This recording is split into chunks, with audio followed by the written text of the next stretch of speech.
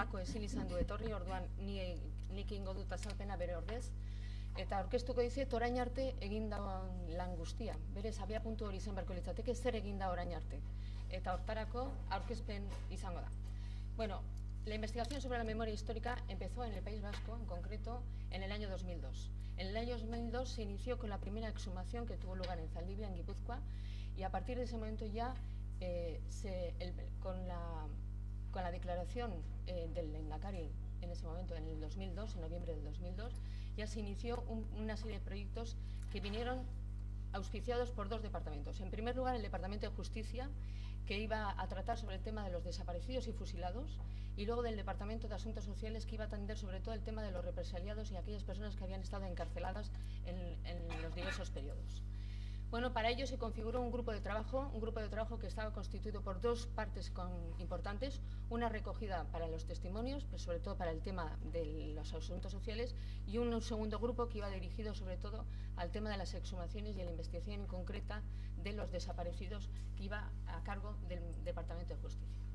Bueno, a través de esos dos proyectos, que están en realidad muy conexionados entre sí, lo que se llevó a cabo es un trabajo de recogida de testimonios, de investigación en archivos, del proceso de las exhumaciones propiamente y el análisis de los restos que ayer recuperábamos. Con todo ello se ha conseguido hacer un censo de los desaparecidos, un censo que obviamente no es definitivo, que está siempre abierto, y al mismo tiempo se ha elaborado un mapa de fosas en el País Vasco y también en el resto del Estado. Bueno, el proyecto de los represaliados era también muy importante y tuvo sobre todo una vigencia en el momento del tripartito, cuando los temas de asuntos sociales eran importantes. Pero la primera tarea es la recogida de testimonios. Esta es la tarea que mucha gente en su momento igual no le dimos la suficiente importancia. Ahora somos conscientes que si hubiéramos iniciado todo este proceso mucho tiempo antes, otra situación tendríamos en la actualidad. La recogida de testimonios ha sido vital porque en este momento, como ha indicado el señor Atutxa, están desapareciendo. Nos queda muy poca gente que fue testigo de los hechos, que conoce acontecimientos de aquella época que nos pueden servir de información. Por lo tanto, lo que se ha hecho a lo largo de estos 12 años es muy importante porque ha sido posiblemente una tarea que ahora mismo sería imposible de realizar. Esta recogida de testimonios ha permitido hacer un importante volumen de información, testimonios que son más de 400 en la totalidad y que sirven para tener pues, información local, pero al mismo tiempo general, y no solamente de las vivencias de estas personas, de lo que ellos vieron y conocieron. Bueno, todos estos testimonios han sido remitidos al Gobierno vasco, que fue quien los tuvo, y han sido enviados a cada uno de los familiares. Y eso también es muy importante porque tiene una labor de reparación. Los testimonios que se recogen en estos DVDs, muchas veces cuando retornan a su casa y los ponen en la televisión de casa, los cuentos del abuelo, los cuentos de la abuela, pasan a tener una oficialidad, porque ya no son los que él verbaliza en casa en la hora de la comida, sino que se ven a través de la televisión y llevan un sello. Y ese sello les da autentificación y por lo tanto tienen otra validad distinta. Y es muy importante. Bueno, en el programa del Departamento de Justicia se hicieron más de 1.400 solicitudes de desaparecidos y se recogieron 500 testimonios. Segundo campo de investigación importante es el de los archivos. Los archivos y sobre todo los que han servido para ayudar a las personas que querían documentar que habían estado presas durante el periodo y poder conseguir las indemnizaciones correspondientes. Se ha hecho un trabajo muy importante en el archivo del Ferrol. Allí se han encontrado información de 55.000 personas represaliadas del País Vasco. Se han conseguido más de 940 sentencias del gobierno, de personas correspondientes al Gobierno vasco. Pero también se ha hecho todo un análisis de las fichas que están en el archivo de Guadalajara y que son más de casi 13.000 fichas. Bueno, con todo ello, como he dicho, con el trabajo de la recogida de testimonios y con el de la documentación en los archivos, se puede llegar a establecer un censo de víctimas, establecer un mapa de fosas y en cada caso se ha gestionado de una manera independiente. Bueno, el tercer capítulo, que es el más llamativo y el que todo el mundo conoce, porque es el que sale en la prensa, es el de las exhumaciones. Obviamente, cuando hemos tenido conocimiento de una fosa, se ha llevado a cabo la exhumación. Y en esas exhumaciones, esta, por ejemplo, corresponde a uno de los combatientes muertos en el Gueta.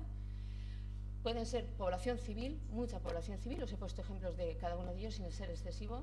Población civil que fue paseada, que fueron sacados de sus propios domicilios, de sus lugares de trabajo y fueron conducidos al lugar donde fueron ejecutados, como en este caso Murillo y Gallego. y personas que fueron enterradas en fosas de muy distinto tipo. En este caso también son población civil, pero otras veces son población que estaba presa en una cárcel y que fueron sacas de la cárcel. Es decir, en este momento, a este caso concretamente, son 15 personas que estaban en la cárcel de Aranda de Duero y que fueron sacadas para ser ejecutadas en un paraje de Landaya. Bien, en toda la península se han exhumado más de 400 fosas y en este momento esta es la distribución oficial que se conoce de la distribución de esas fosas.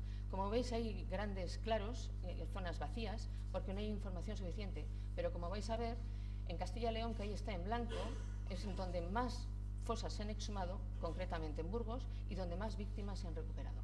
Bueno, ahí tenéis un ejemplo, porque hay muchas autonomías, muchas comunidades autónomas que no tienen una política de memoria histórica, y como no tienen una política vigente de memoria histórica, simplemente no tienen datos actualizados. En la Comunidad Autónoma del País Vasco, estos son los datos oficiales a través de las investigaciones realizadas por Iñaki Gaña y por otras personas, de los muertos en la comunidad por el bando republicano y por el bando franquista. Y tenéis en el mismo los muertos a un lado, de todo índole, y también los fusilamientos. Bueno, el reparto por provincias en la comunidad autónoma es muy variado. Como veis, la mitad prácticamente corresponde a Vizcaya y es muy pequeño el número que corresponde a la proporción que corresponde a Álava. Esta sería la ubicación de las fosas en la comunidad autónoma del País Vasco y como veis, bueno, pues en realidad existe en todos los territorios y si hay lagunas, en realidad es por desconocimiento y por ignorancia, no porque no hubiera. Este sería el reparto hace 3 años en todo lo que sería el País Vasco y en la actualidad sería así. ¿Por qué? Porque se ha completado mucho más el mapa de Navarra.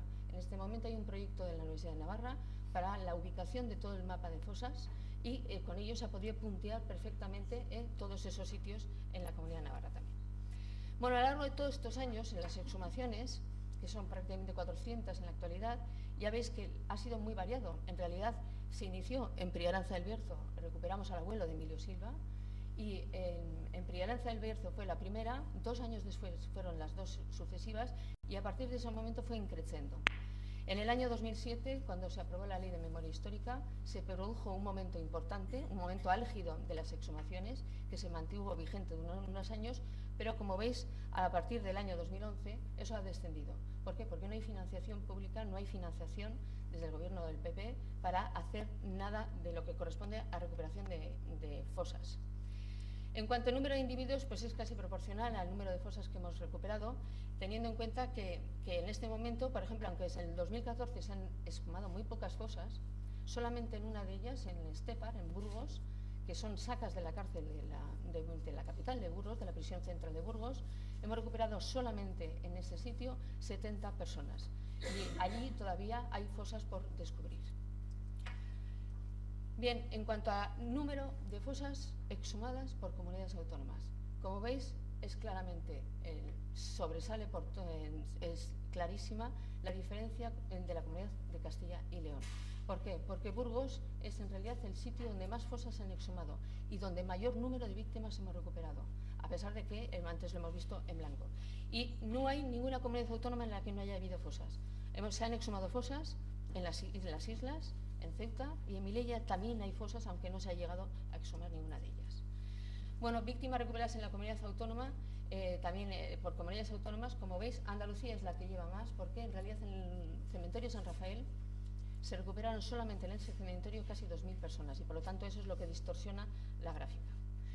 En cuanto al sexo de las personas recuperadas, es claramente el predominio masculino, pero existen mujeres, se calcula que en torno al 5% de las personas que hemos exhumado son de sexo femenino.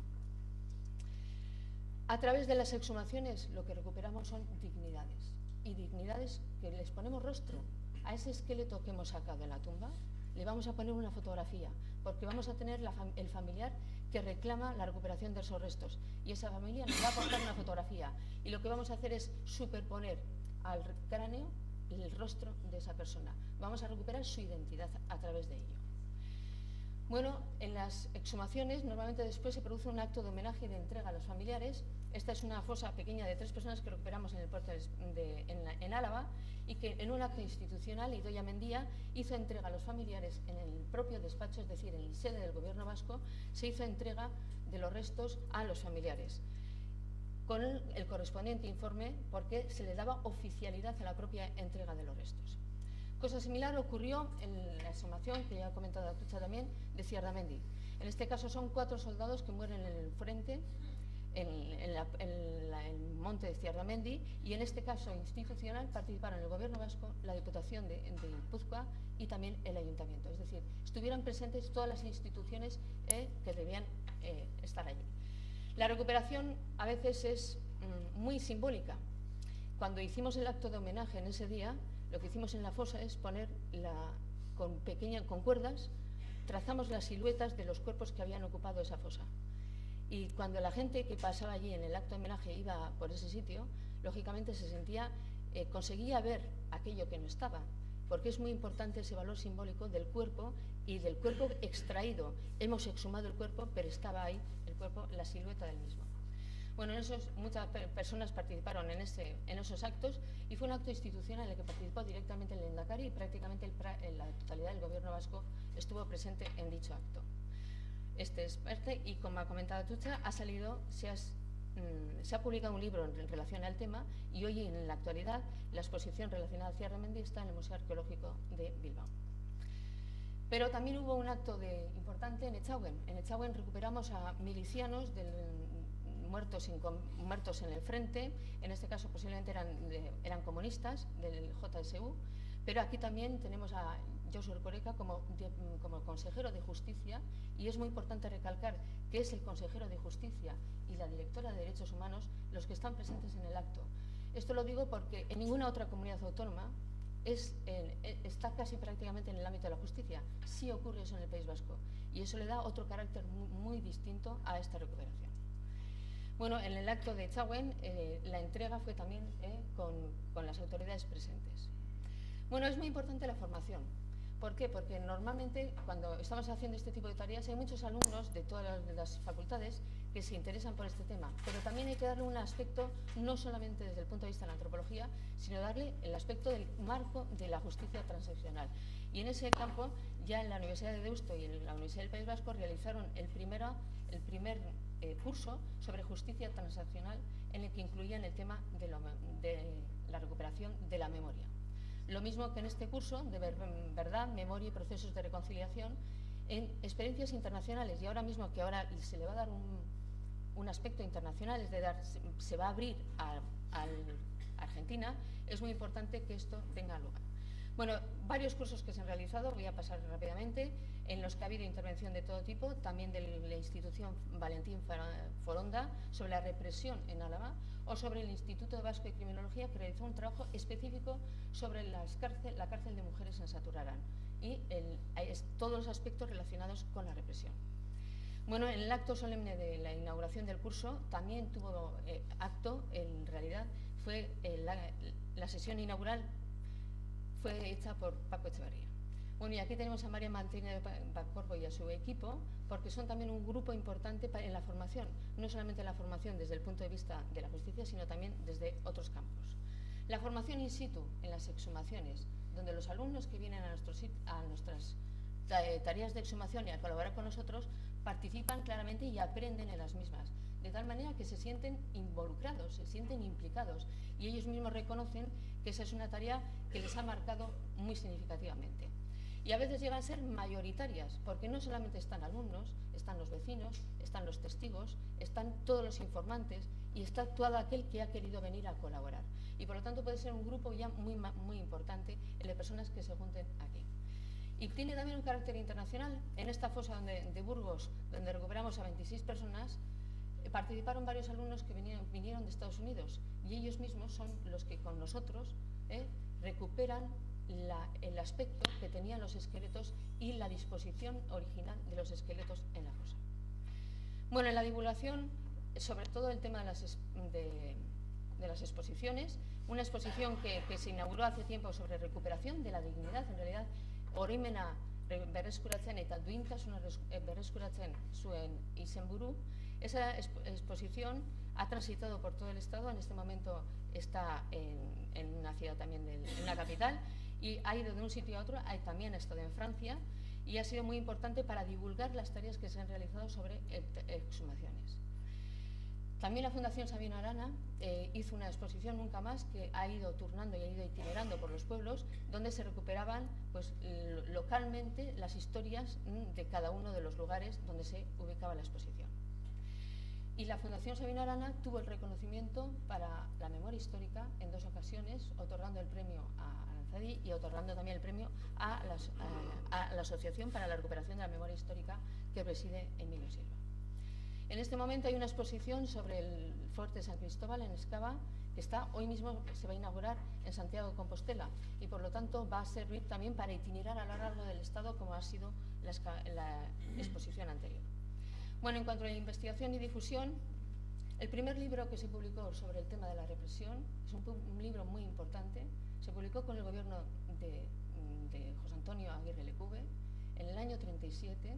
Es un libro desconocido porque mucha gente no sabe que existe, y en él hay cartas escritas por personas que iban a ser fusiladas, y es la carta previa a su fusilamiento. Ese libro que se encontró el documento, un documento que era inédito y que es de una gran validez, sobre todo por el momento en que se realizó. En Álava se han hecho actos de homenaje de la Diputación Foral de Álava y en el último momento, este mismo año, se ha publicado un libro sobre matar, purgar y sanar sobre la represión en Álava, que es muy importante. Voy a hacer una mención de todas las publicaciones que se han hecho importantes. En Vizcaya se ha trabajado en Leioa, sobre todo en la recogida local de información, y se han publicado los correspondientes documentos. En este momento también en Lemoa se está haciendo una recuperación del sitio de las trincheras y del frente de guerra en el Peñalemona, y el Ayuntamiento está impulsando, y va a continuar el año que viene, está impulsando la recuperación no solamente del sitio, sino también de la memoria del campo de batalla. Y ahora mismo en Bilbao está la exposición sobre la cárcel de Larrinaga, hecha por un grupo de Aranzadi. En Guipúzcoa son muchísimos los actos, quizás ha habido mayor dinamismo. Ha habido actos desde tiempos anteriores en la que se hizo, por ejemplo, a todas las personas que fueron depuradas, funcionarios que fueron depurados en la Diputación. Más de 500 personas fueron expulsadas de su lugar de trabajo solamente en la Diputación de Guipúzcoa. Y ese reconocimiento es muy importante y a veces no cuesta mucho. Reconocimiento que también tuvo lugar en este libro, en el que se hace el cambio de ayuntamiento, de alcalde y concejales en el momento del golpe de Estado, cómo fue el último, quiénes fueron el alcalde y los concejales antes del golpe de Estado y quiénes fueron los posteriores. Actos de homenaje en muchos lugares de inhumación, como este, que son verdaderamente importantes, como es Hernani, donde hay donde estuvieron enterradas más de 200 personas procedentes de la cárcel de Ondarreta, y que en este momento no existe la fosa, pero existe el reconocimiento a través de un monumento que verdaderamente merece la pena conocer. Otras veces ha sido el lugar donde ocupaba la fosa, el lugar donde ha sido el acto de homenaje y donde se ha instaurado una estela, en este caso, para recordarlo. En la ribera, a orillas del río Urumea, en San Sebastián, en el barrio de Amara, aparecieron 2 fosas con 7 personas, y en ese lugar, que hoy en día está ocupado por el puente, el Ayuntamiento de San Sebastián expuso una estela, que es esta de aquí, y le dio el nombre de Segunda República a la plaza en homenaje a estas personas. Bueno, Marco haien esker, orain itsasoa gera.